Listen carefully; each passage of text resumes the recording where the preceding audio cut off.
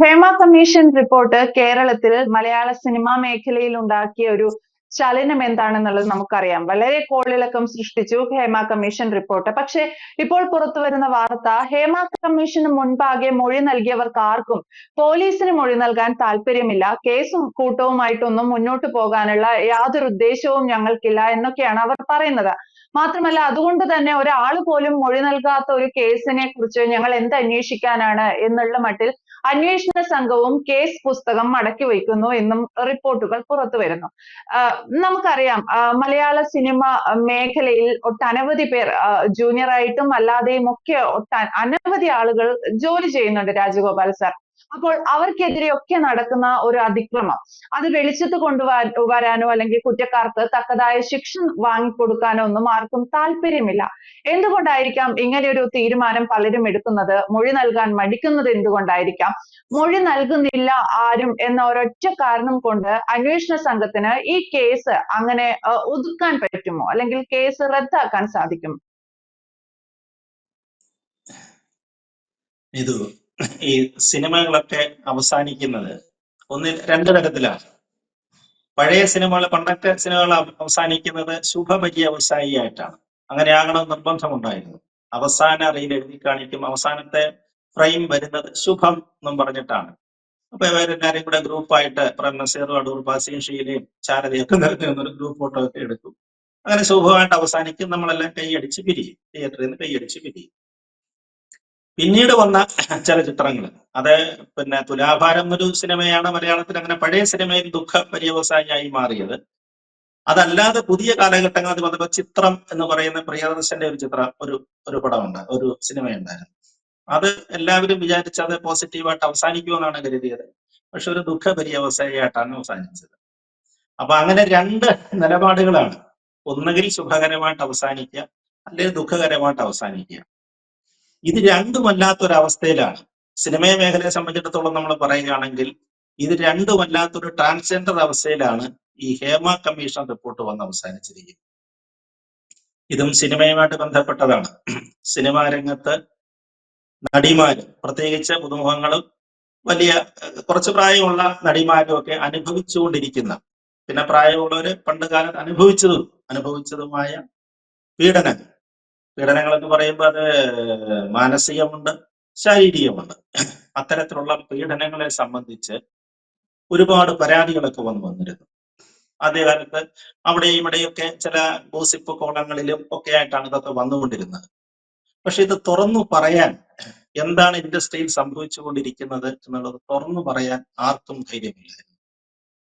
അതൊരാൾക്ക് പോലും, ഒരു സ്ത്രീ പോലും അതിന് തയ്യാറായിട്ടോ ധൈര്യത്തോടെ മുന്നോട്ട് വന്നിരുന്നില്ല. അന്ന് ഇവർക്ക് സംഘടനകളും കുറവാണ്, വനിതാ സംഘടനകളും കുറവാണ്. പിന്നീട് ഇതൊക്കെ തുറന്നു പറയുക, ഇൻഡസ്ട്രിയിൽ അനുഭവിക്കുന്ന പീഡനങ്ങളെ കുറിച്ചൊക്കെ തുറന്നു പറയുക എന്ന് പറഞ്ഞു കഴിഞ്ഞാൽ രണ്ട് തരത്തിലുള്ള പ്രശ്നങ്ങളാണ്. ഒന്ന്, അത് അവരുടെ വ്യക്തിപരമായും മറ്റൊക്കെ ഇതിനെയൊക്കെ ദോഷം ചെയ്യുന്ന കാര്യങ്ങളാണ്. ഒരു സ്ത്രീയും അത്തരം കാര്യങ്ങളൊന്നും അവസാന നിമിഷങ്ങളിൽ മാത്രമേ അതൊക്കെ പറയൂ, നിവൃത്തിയില്ലാത്ത ഘട്ടങ്ങളിൽ മാത്രമേ അതൊക്കെ വെളിപ്പെടുത്താറുള്ളൂ. രണ്ടാമത്തേതെന്ന് പറയുന്നത്, ഇൻഡസ്ട്രിയെ നിയന്ത്രിച്ചുകൊണ്ടിരിക്കുന്നത് എപ്പോഴും ഒരു പുരുഷാധിപത്യമാണ്. പുരുഷന്മാരാണ് സിനിമ ഇൻഡസ്ട്രിയെ നിയന്ത്രിക്കുന്നത്. അത് സത്യവുമാണ്. സ്ത്രീകൾക്ക് അതിനകത്ത് അങ്ങനെയുള്ള ഒരു മേൽക്കൈ അത്തരം കാര്യങ്ങളില്ല. അവർ വരുന്നു, അഭിനയിക്കുന്നു, പണം വാങ്ങിക്കുന്നു, പോകുന്നു എന്നുള്ളതേ ഉള്ളൂ. പണ്ടും അങ്ങനെ തന്നെയായിരുന്നു, ഇപ്പോഴും അങ്ങനെ തന്നെയാണ് ആ നില പോകുന്നത്. അപ്പൊ അങ്ങനെയുള്ളവരെ ഒരു പിണക്കം ഉണ്ടാക്കുകയോ അല്ലെങ്കിൽ അവർക്ക് ബുദ്ധിമുട്ടുണ്ടാകുന്ന രീതിയിൽ എന്തെങ്കിലും അഭിപ്രായങ്ങൾ പറയുകയോ ചില തുറന്നു പറച്ചിലോ ഉണ്ടാക്കുകയോ ചെയ്ത് കഴിഞ്ഞാൽ അവർക്ക് പിന്നെ നിലനിൽപ്പില്ല. ഒരുപക്ഷെ ഒരു സിനിമ കൊണ്ട് തന്നെ അവരുടെ കരിയർ അവസാനിച്ചു പോകും. അതാണ് പുതിയ കാലഘട്ടത്തിന്റെ പ്രത്യേകത എന്ന് പറയുന്നത്. അപ്പൊ ഈ കാലഘട്ടത്തിൽ പുതിയ ചില നിർമ്മാതാക്കളും ഒക്കെ വന്നിട്ടുണ്ട്. അപ്പൊ ഇൻഡസ്ട്രി ഇപ്പൊ പറഞ്ഞതുപോലെ, പല പ്രൊഡ്യൂസർമാരും പറയുന്നത് പോലെ, ഇൻഡസ്ട്രി ഇപ്പൊ അങ്ങനെ ഒരു സാധാരണ രീതിയിലുള്ള ഒരു നേരായ പണത്തിലല്ല പോകുന്നതൊക്കെയാണ് ലിബർട്ടി ബെസ്റ്റിനെ പോലുള്ള ഈ തിയേറ്റർ ഉടമകളും നിർമ്മാതാക്കളും ഒക്കെ പറയുന്നത്. ഏതൊക്കെയോ സ്വാധീനമുള്ള, എന്തോ മട്ടാഞ്ചേരി മാഫിയ എന്നൊക്കെയാണ് അതിനെ വിശേഷിപ്പിച്ചത്. അപ്പൊ കള്ളപ്പണവും അതേപോലെ തന്നെ MDMA അടക്കമുള്ള രാസവസ്തുക്കളും ഒക്കെ ഈ ഇൻഡസ്ട്രി സുലഭമാണ് എന്നൊക്കെ ഉള്ള ആരോപണങ്ങൾ നിലനിൽക്കുന്നുണ്ട്. അത് കുറേച്ചൊക്കെ ശരിയുമാണ്. കുറെ കേസുകളൊക്കെ നമ്മൾ കഴിഞ്ഞ കുറെ ദിവസങ്ങളായിട്ട് കാണുന്നുണ്ട്.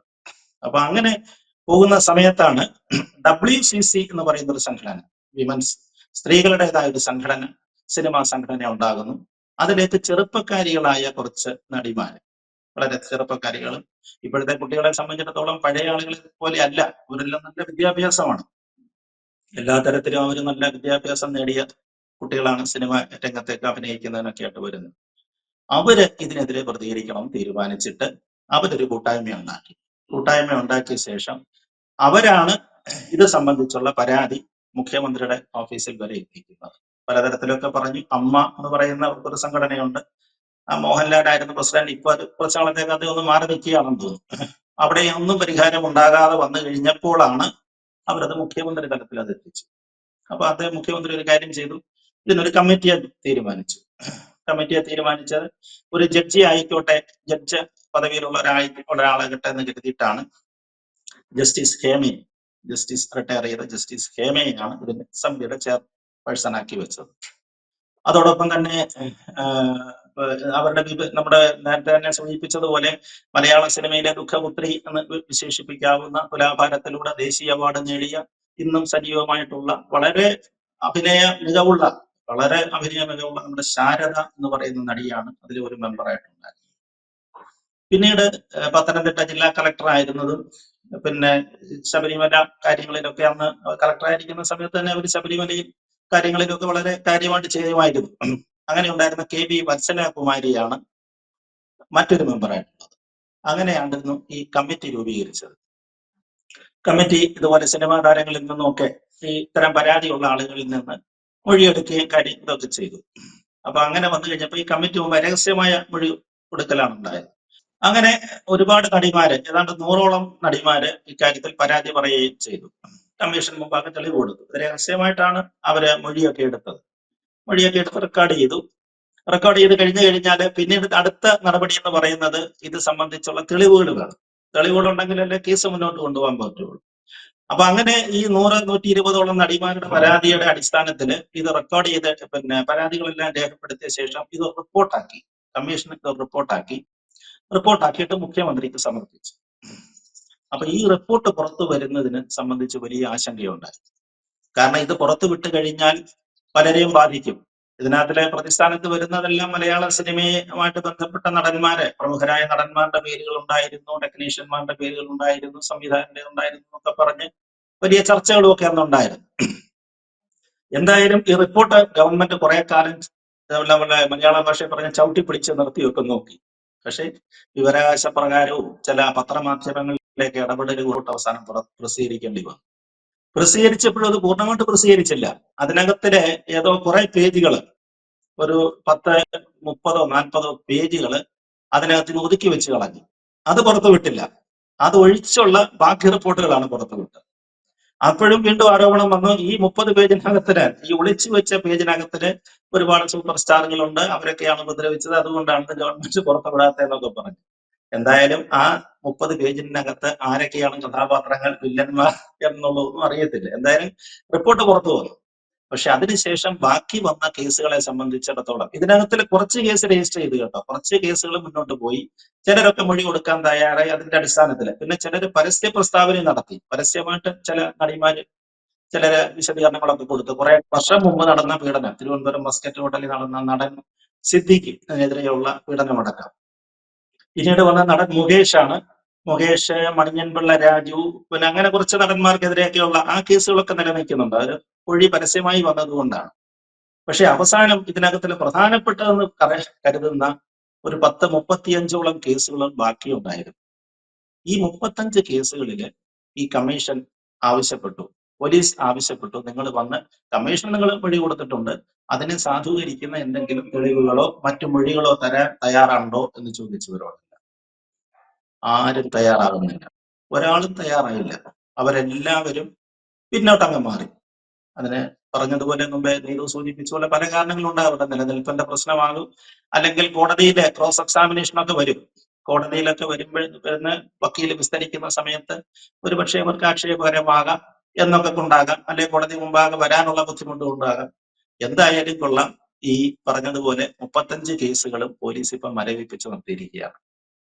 അവരൊരു കണ്ടീഷൻ വെച്ചിട്ടുണ്ട്, ഏത് സമയത്ത് ഇവർ മൊഴി പറയാൻ വരുന്നു അന്നേരം കേസ് വീണ്ടും ആലോചിക്കാമെന്നാണ് പറയുന്നത്. പക്ഷെ അത് എത്ര കണ്ട് പ്രായോഗികമാകുമെന്നുള്ള കാര്യത്തിൽ എനിക്ക് സംശയമുണ്ട്. അതിനകത്തിലൊക്കെ ഇനിയും വീണ്ടും നടിമാരൊക്കെ വരുന്നത്, കാരണം ഇതിനകത്ത് ഈ നടിമാരിൽ തന്നെ ചിലര്, ഇവരുടെ ഭാഗത്തിൽ തന്നെയുള്ള നടിമാരിൽ ചില സുപ്രീം കോടതിയിൽ പോയിട്ട് ഈ റിപ്പോർട്ട് പുറത്തുവിട്ടതെന്ന് പറഞ്ഞ് കേസ് നടത്തിയവരാണ്. അപ്പൊ അതുകൊണ്ട് ഇതിനകത്തിൽ എങ്ങനെ ഇതിന്റെ വന്ന ക്ലൈമാക്സ് വരുമെന്നുള്ളതിനെ കുറിച്ചൊരു തീരുമാനമാകില്ല. എന്തായാലും ഈ പറഞ്ഞ പോലെ പുരുഷന്മാർക്കെതിരെ ഏകപക്ഷീയമായ ചില ആരോപണങ്ങളാണ് വന്ന് നിൽക്കുന്നത്.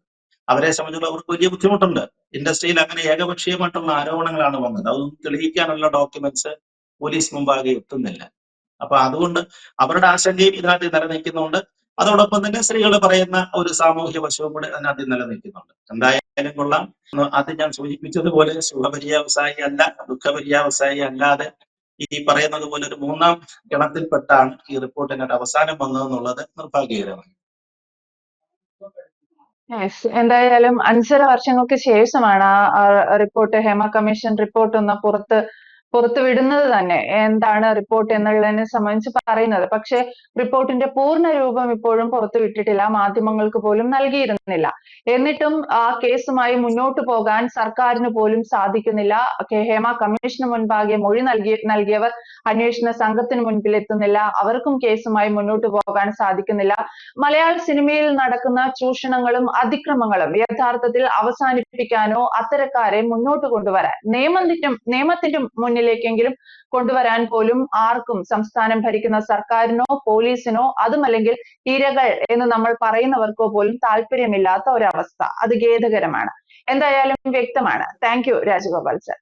കൂടുതൽ വാർത്തകളും വിശേഷങ്ങളും നിങ്ങളിലേക്ക് എത്താൻ ABC മലയാളം സബ്സ്ക്രൈബ് ചെയ്യുക, ബെൽ ബട്ടണും അമർത്തുക.